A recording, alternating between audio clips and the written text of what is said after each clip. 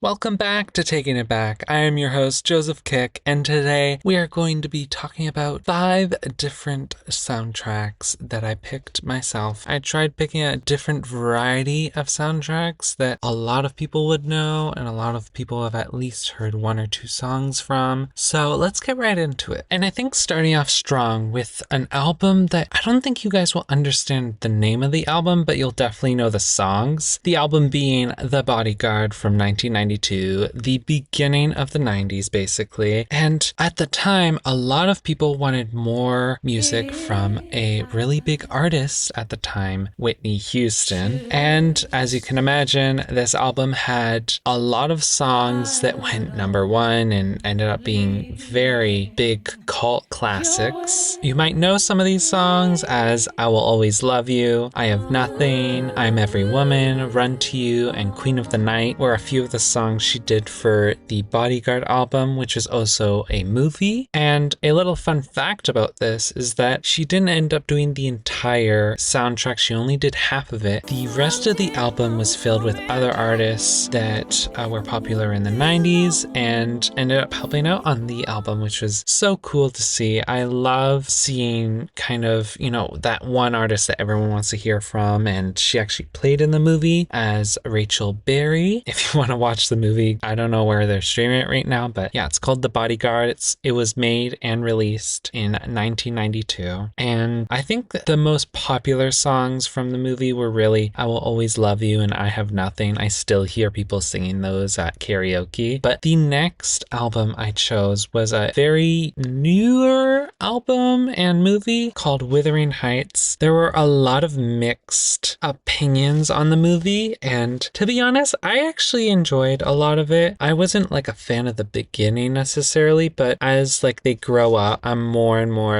invested in the story. And I know people are like, oh, but there was too much of this, or there was this in the plot and it didn't follow the book or whatever. I personally believe that the soundtrack though was really good. If you didn't know, Charlie XCX, who is a really popular artist after her album Brat and Brat Summer, which happened back in 2024, if you can believe it. I can't, but it was a really fun time for everyone. And this soundtrack really proved to me that yes, Charlie XCX can still make bangers after a solid album, cohesive album like Brat. And I think this album really grew on me and I began to really enjoy it. The songs you might know are Chains of Love and Dying for You, but Chains of Love was definitely the bigger smash hit. Or you might know if you enjoy content on Instagram and TikTok. But some people spend a lot more time online than others, and so they'll know kind of the songs more and they'll understand the artists and how impactful they've been.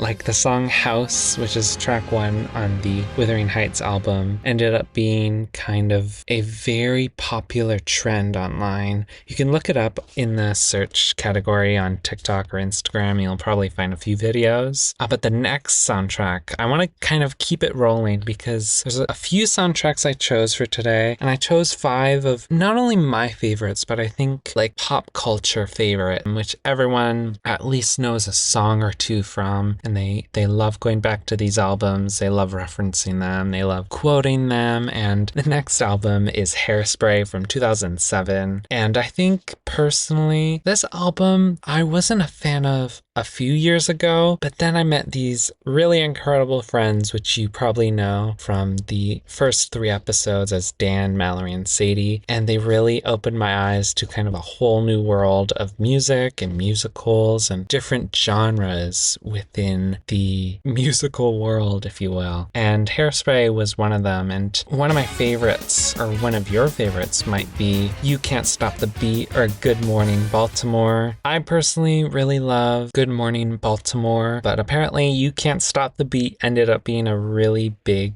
song on streaming, so maybe you know those songs, maybe you don't. It's always worth checking out these songs I mentioned, not because I'm promoting them or because I want y'all to listen to them, but because it's always fun to discover new music or songs you might have heard once and you're just like, do I know that song? Would I know that song? And then finally listen to it and you're like, okay, actually I like this song. Maybe the movie Wicked, no one really knew the whole story, but I think Wicked brought to life a lot from the original movie from back in, I believe it was the 60s, either the 50s or 60s. Judy Garland. The Wizard of Oz. I completely blanked for a moment there. I had to pause and come back. I was like, what is the movie called? The Wizard of Oz was released a long time ago, even before maybe your parents, back in 1939. I thought it was the 50s. I was dead wrong, apparently. It's almost, I mean, in 10 years, it'll be 100 years old. I can't believe that. I think that's crazy. But yeah, Wicked came out, and some of the songs you might know from either the internet or from listening to the soundtrack or your friends and family are Defying Gravity, Popular, and What Is This Feeling? But of course, Defying Gravity ended up being one of the most popular songs, and popular songs online as well. You will definitely know some of the lines, especially the Alphaba riff. If you know, you know. But the last and final soundtrack had to be really impactful, I think, and I decided to go with the Titanic soundtrack. I know, maybe it's just a me thing, and I know like all the songs and I've listened to them growing up, and yes, they are very emotional, but it's kind of like a lot of people listen to like Mozart and Beethoven and that classical kind of music, but I listened to the Titanic soundtrack, and personally, it was never about My Heart Will Go On, which everyone knows from that soundtrack. It was more about just kind of the journey the instrumental songs took you on. And personally, I'm really surprised because a fun fact about My Heart Will Go On was Celine Dion, who I did a whole thing on in the last episode. A fun fact about it is for My Heart Will Go On, she ended up only singing it once. She did the whole thing once, and then she left the studio. They ended up using that as the official song, and she just blown away by how popular it became, because she was like, I don't like this song. It's not my favorite, and I'd rather not do a song that I don't like. I guess she likes connecting with songs, which I think every artist can agree with. When you're doing a soundtrack or a movie or a show, you want to at least understand that you can embody that character, because you can not relate to, but you can feel those same emotions as the character. Each movie was made with a specific intention and drama to it, if you will. Like in The Bodyguard, the main character, Rachel Marin, and then Frank Farmer was the male actor that played alongside her as the bodyguard. She was being stalked in the movie, and that was kind of like the whole point of having a bodyguard, because she was such a big star, not only in real life, but in this movie. And so in a way, I think Whitney was able to kind of take what she knew from her own life and bring it into the movie and understand the character and bring it all to life. Wuthering Heights did really well because of the two main characters, which you guys will know from a lot of different movies like Suicide Squad or Jacob Elordi. He played in a movie called Saltburn. The two main characters from Wuthering Heights were Heathcliff and Catherine Earnshaw. Hairspray was a really fun movie too, because you get to see kind of society showing that, you know, all the segregation is unhealthy and just rude and unkind. I loved watching that movie. And then Wicked, Ariana Grande, Cynthia Erivo. You guys probably know these names off by heart now. They're both artists in their own beautiful, wonderful way. And sadly, right now, there's also a lot of drama with Ariana Grande stepping back. Yes, I know this is pretty recent news, and I thought I'd mention it because a lot of people talk about Ariana, and I think we criticize women too much, and we need to stop criticizing them, and we need to start stepping back and looking at our own personal selves. The next